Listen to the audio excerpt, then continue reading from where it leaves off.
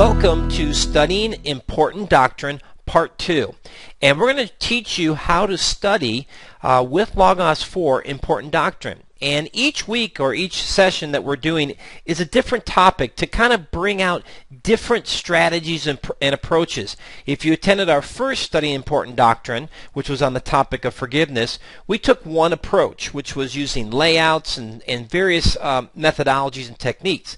Tonight we're going to take this other topic, fear of God and fear of man, and show you a different approach to solving this problem, because there are lots of different ways to get access to the information you need when you study important doctrine. So we're going to bring that out tonight.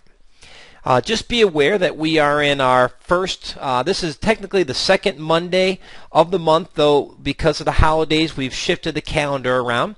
So we're in the 12/12 date, and you can see the rest of our second Monday of the month webinars. You can see we're going to do important doctrine, faith, and tongue. We're going to do some hermeneutics, some apologetics, and biographical sketches and things like that. So really looking forward to this track. Be aware that we have webinars on two other nights of the month. We have them on the first Monday, and that next one in sequence will actually be January 9th because of the holidays. We moved it to the second week. The next third Monday of the month will be January 19th, so we'll be back to the normal schedule. And then we still have one more webinar this month, which will be next week. And again, because of the holidays, we moved it up a week. And very excited about that one. We're going to be a Christmas special and studying some interesting things. We'll talk a little bit about that at the end. To sign up for these, just visit LearnLogos.com/webinar, and you can sign up for them individually, or you can sign up for all the tracks or just one track at a time, whatever you prefer. The webinars will be available within 24 hours, barring any technical difficulties. So expect to get an email sometime tomorrow by 9 o'clock.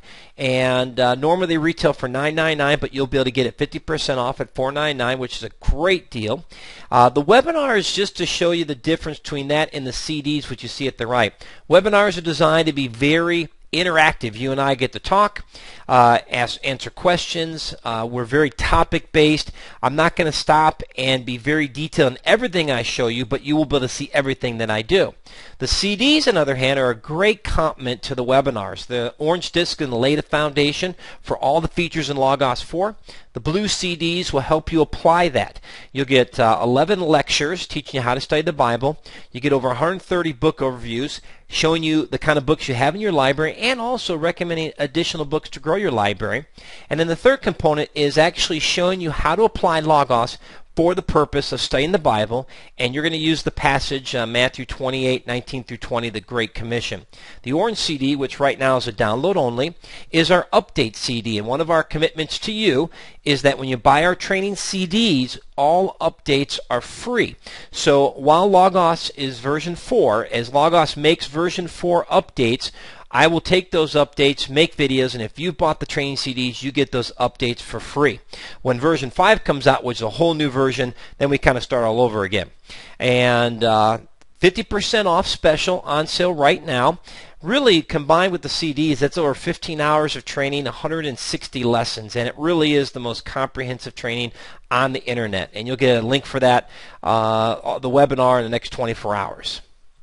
So let's begin with tonight's process. And just to let you know, one of the advantages of purchasing this type of webinar, the Studying Important Doctrine series, is you're going to get some extra information.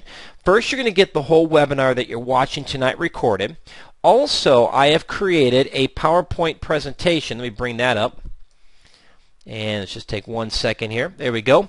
I titled it "To Fear or Not to Fear." That is the question. And the outline for this presentation is already been built into the PowerPoint. So you'll be able to get this free PowerPoint when you buy the webinar. And so I'm just kind of scrolling through the basic outline. So if you want to use this as a study tool, you can. If you want to use this in your own presentation after you complete your study, you'll be able to do that as well. Additionally, I have taken this topic tonight, and I have broken down the steps. I've had this request from the last webinar to kind of put the steps in a nice Word document that you could follow with some of the links to rules and things like that. So you can see, for example, here I've got one of the rules, and I've got links to Baxter and things like that. Of course, you have to have the books for the links to work, but at least you have that, and it'll be a great guide. This is a one-page guide that'll walk you through the whole process. So hope you guys like that. Orlando asked the question, is Logos 5 coming out? I don't know when. I'm just kind of presuming that at some point they're going to go from version 4 to version 5. So I was just talking very speculative at that point. I haven't heard any announcements whatsoever for that. So let's go back to the PowerPoint, and let's begin with our topic, fear. Now, there's really two types of fears we're going to see, fear of God and fear of man, but this topic of fear is much more than that. And so how do we discover that? Well, the first step is to go to the home page and enter the word fear in the search box. Now, regardless of what kind of Logos user you are, whether you're an expert or you're a novice, a beginner, or been doing this for a long time, the home page really is a great starting point for a lot of types of studies. So let's begin there. And what I'm going to do is type in the word fear. And that's all I'm going to do. And then I'm going to go to the right, and I'm going to click on the word go. You can also press the enter key.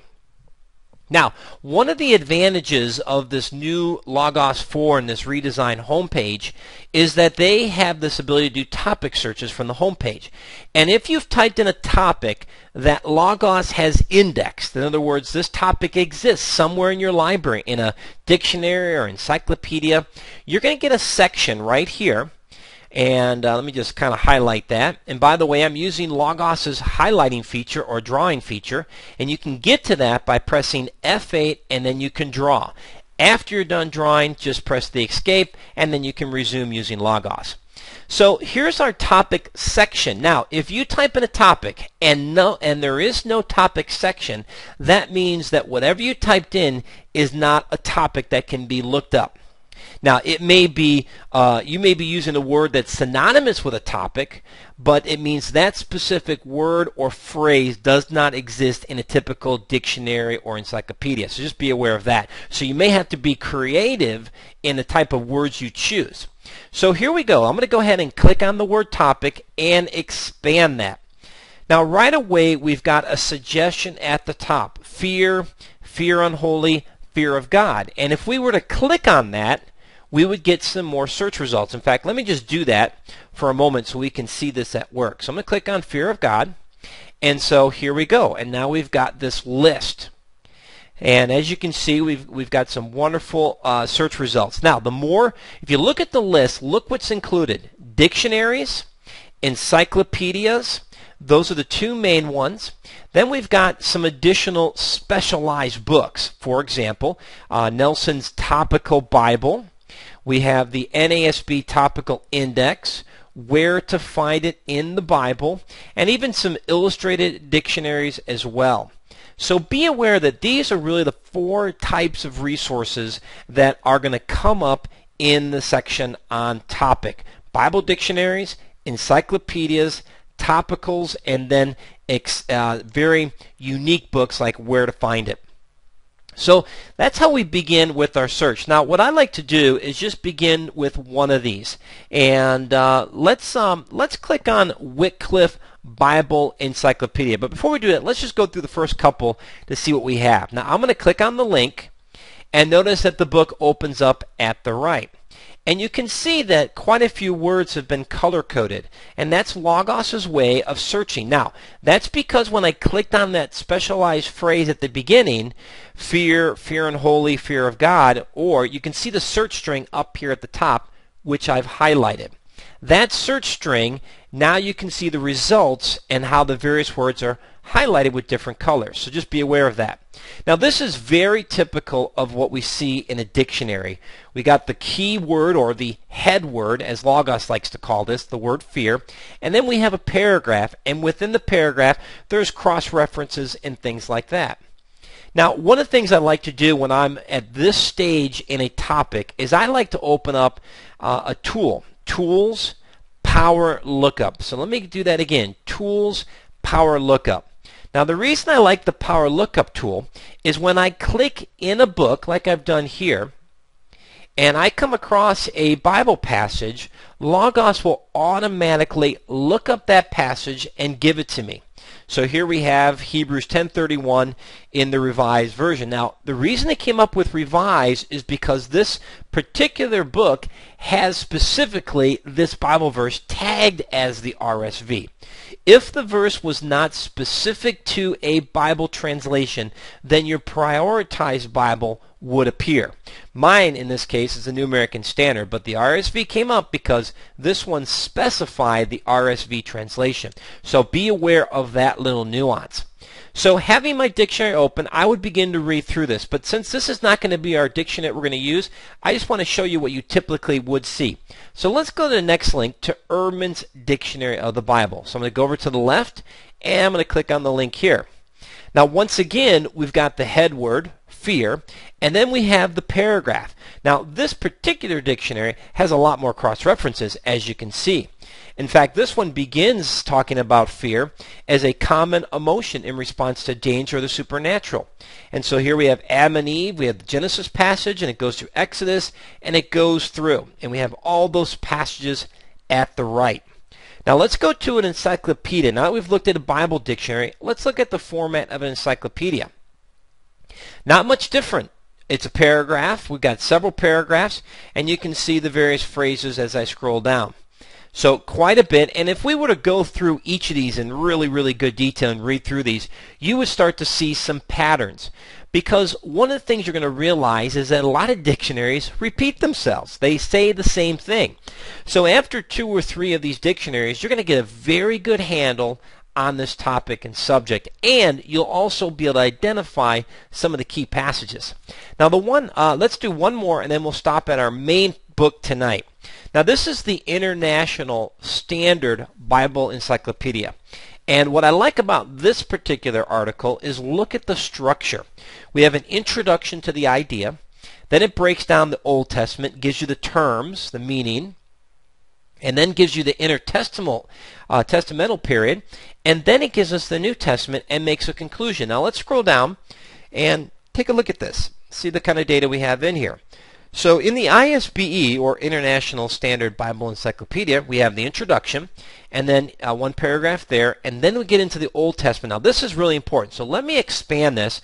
I'm going to right-click on the ISB tab, and this is a feature that I use all the time. I'm going to do it through the mouse, but normally I just press Control F11 or Command F11 on the Macs, and I'm going to open in a floating window.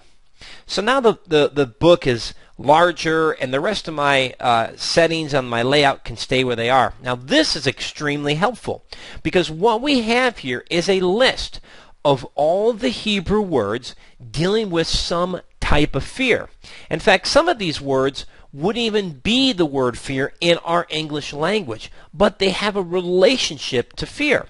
Having a dictionary or encyclopedia do this for you saves you a ton of time and gets you to where you want to go quicker. So take advantage of these resources and look through each one to see if something like this exists. If it was just paragraph, hey, that's fine. But this is a good example of something we would want to make sure we know. So let's do that. Let's say we come across something important and we want to make note of it. Now let me go ahead and right-click on our tab and put it back where it was before. So I'm going to right-click on the tab, and I'm going to choose Dock this tab. And so there it is. Now I've already created a note, and I recommend for doing topical studies either create a Word document or a note document in Logos. Now I'm going to use the note feature in Logos this time. So I'm going to click on File, and I've already created a note. I titled it Fear God and Man. I'm going to open that up. And you can see that I clicked on the pencil and I renamed my note Fear God and Man. And I'm in the full mode and the compact mode. Now once you create a note and it's in your layout, which I recommend you do right away at the start of doing a topic, because watch this, I'm going to right click, let's just right click on the word terms.